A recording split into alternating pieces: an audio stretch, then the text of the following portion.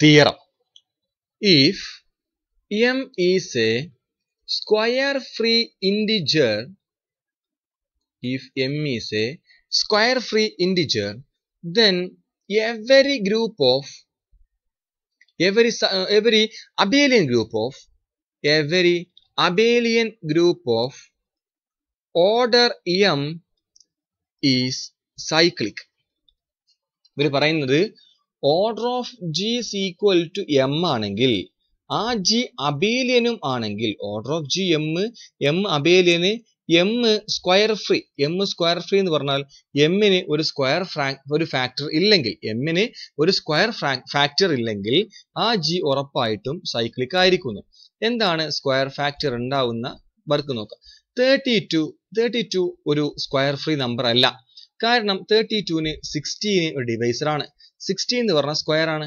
അങ്ങനെ divisor square ആവാൻ പാടില്ല. ഓക്കെ, ഇപ്പോ 32ന് 2 എന്തല്ല 2 ഡിവൈസർ ആണ്. ഇപ്പൊ നോക്കൂ 2 6 അല്ലേ 32, സോറി 2 അല്ലേ 32, 2 32 ആണ്. അപ്പൊ ആയതുകൊണ്ട് 32 എന്തല്ല ഒരു സ്ക്വയർ ഫ്രീ അല്ല. കാരണം 2 സ്ക്വയർ ഇതിനുള്ളിലുണ്ട്. 2 സ്ക്വയർ എന്ന് പറഞ്ഞാൽ 4 ഇതിന് ഡിവൈസർ ആണ്. അങ്ങനെ ഒരു ഡിവൈസർ സ്ക്വയർ ആയിട്ടുണ്ടാവാൻ പാടില്ല. അങ്ങനെ വന്നാൽ അതിനെന്ത് വിളിക്കും? നമ്മൾ ഒരു സ്ക്വയർ ഫ്രീ ഇന്റിജർ ആണെന്ന് വിളിക്കും. ഡിവൈസർ ഇല്ലെങ്കിൽ സ്ക്വയർ ഫ്രീ ഇന്റിജർ ആണെന്ന് വിളിക്കും. അങ്ങനെ ഒരു ഗ്രൂപ്പിന്റെ ഓർഡർ ജി എം ഒരു സ്ക്വയർ ഫ്രീ ഇന്റിജർ ആണെങ്കിൽ ജി സൈക്ലിക് ആയിരിക്കും എന്നാണ് പ്രൂവ് ചെയ്യാൻ പോണത്. ഓക്കെ, ജി എന്നുള്ള ഒരു ഗ്രൂപ്പ്, ആ ഗ്രൂപ്പ് ഫൈനൈറ്റ് ആണ്, മാത്രമല്ല അബേലിയനും ആണ്. അങ്ങനെ വിചാരിക്കും. ജി ഫൈനൈറ്റും ആണ്, അബേലിയനും ആണ്. അങ്ങനെയാണെങ്കിൽ by fundamental theorem of algebra നമുക്ക് എന്ത് പറയാം? z p1 raised to r1 cross z p2 raised to r2 cross etc. z pk raised to rk എന്ന് എഴുതി വെച്ചൂടെ? എഴുതി വെക്കാം. അങ്ങനെയാണെങ്കിൽ ഓർഡർ ഓഫ് ജി എന്തായിരിക്കും ഇവിടെ വരിക? Order of G is equal to p1 raised to r1 into p2 raised to r2 etc. pk raised to rk ആയിരിക്കൂലേ ജിന്റെ ഓർഡർ ഉണ്ടാവുക? Order of G is equal to ഇങ്ങനെ എഴുതിക്കൂടെ? തന്നിട്ടുണ്ട്, പ്രത്യേകം പറഞ്ഞിട്ടുണ്ട്. Order of G is equal to m ആണെന്ന് അവർ പറഞ്ഞിരിക്കണം. m സ്ക്വയർ ഫ്രീ ആണ്, m ആണെന്ന് പറഞ്ഞിരിക്കണം അവര്. അപ്പൊ p1 raised to r1 p2 raised to r2 etc. pk raised to rk എന്ന് എഴുതിക്കൂടെ? ആർക്ക് എന്ന് എഴുതാം. ഇവര് പ്രത്യേകം പറഞ്ഞിരിക്കുന്നു m സ്ക്വയർ ഫ്രീ ആണെന്ന്. m സ്ക്വയർ ഫ്രീ ആണെങ്കിൽ m നിർബന്ധമായിട്ടും p1 raised to 1 into p2 raised to 1 into etc. pk raised to 1 ആവൽ നിർബന്ധമാണ്. എന്തുകൊണ്ടാ അറിയോ? അഥവാ ഇവിടെ എമ്മിന് ഒരു p1 raised to 2 ഉണ്ടെന്ന് വിചാരിക്ക്. ഫോർ എക്സാമ്പിൾ ഇത് m ഇങ്ങനെ ഉണ്ടെന്ന് വിചാരിക്കട്ടോ. ഈ m p1 raised to 1 p2 raised to 1 etc. pk raised to 1 ആണ് ആവാൻ പറ്റുള്ളൂ. അഥവാ r1 equal to 1 ആവണം, r2 equal to 1 ആവണം etc. rk is equal to 1 ആവണം. അതിന് എക്സാമ്പിൾ എന്താ ചോദിച്ചാല്, ഇപ്പൊ നോക്കൂ, 100 ഒരു സ്ക്വയർ ഫ്രീ നമ്പർ അല്ലല്ലോ. സ്ക്വയർ ഫ്രീ നമ്പർ എന്ന് പറഞ്ഞാൽ ഈ 100 സ്ക്വയർ ഫ്രീ അല്ല. കാരണം ഇത് 2 സ്ക്വയർ into 5 സ്ക്വയർ ആണ്. ഇവിടുന്ന് തന്നെ മനസ്സിലാക്കാം ഇതിന് എന്തുണ്ടാവും എന്ന് അറിയോ? ഒരു 2 സ്ക്വയർ ഫാക്ടർ ഉണ്ടാവും. കാരണം ഇവിടെ 2 സ്ക്വയർ ഉള്ളതുകൊണ്ട് തന്നെ. ഇപ്പൊ നോക്കൂ, 2 raised to 3 into 5 raised to 1 ആയിട്ടുള്ള 40 ഒരു സ്ക്വയർ ഫ്രീ അല്ല. സ്ക്വയർ ഫ്രീ ആവാതിരിക്കാനുള്ള കാരണം ഇവിടെ 3 വന്നുകൊണ്ടാണ്.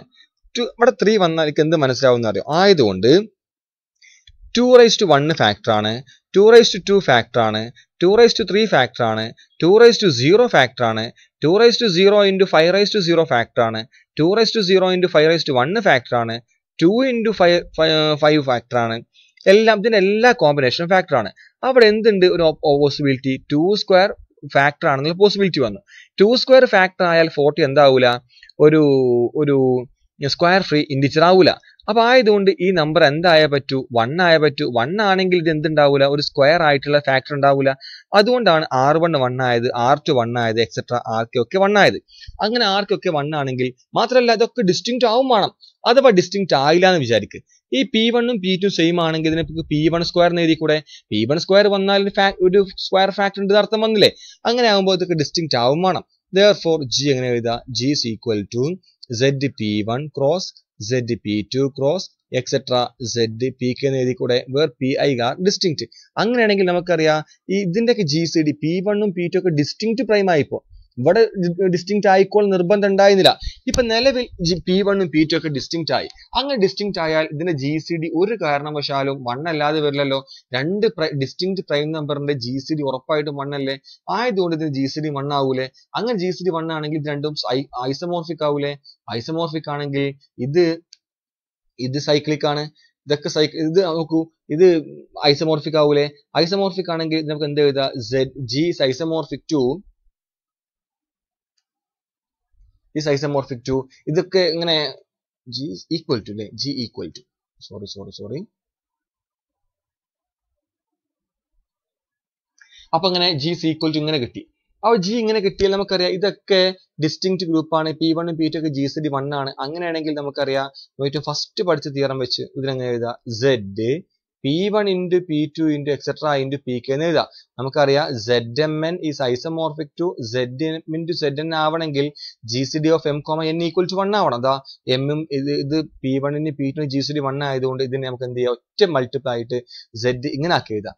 ഇത് നമുക്കറിയാം ഇത് സൈക്ലിക് ആണ്. എങ്ങനെ സൈക്ലിക് ആയി, ഒരു Zn എന്ന് പറഞ്ഞാൽ ഇത് ഓട്ടോമാറ്റിക്കലി സൈക്ലിക് ആണ്. Z താഴെ ഒരു നമ്പർ വന്നാൽ സൈക്ലിക് ആണ്. അതേപോലെ തന്നെ ഇത് Z ഒരു നമ്പർ വന്നാൽ ഇത് സൈക്ലിക് ആയി. ഇത് സൈക്ലിക് ആയതുകൊണ്ട് ഇത് ഓട്ടോമാറ്റിക്കലി ഇതും സൈക്ലിക് ആയിട്ടുണ്ട്. ഓക്കെ.